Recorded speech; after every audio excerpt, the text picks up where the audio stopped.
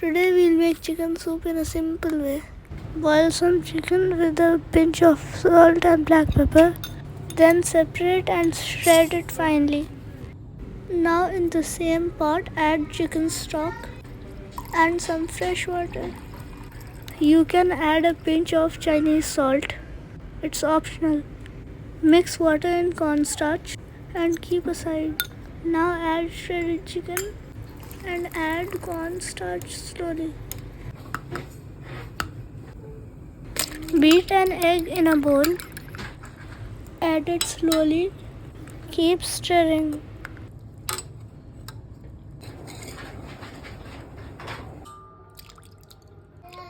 Serve hot with soy sauce and white vinegar. Enjoy!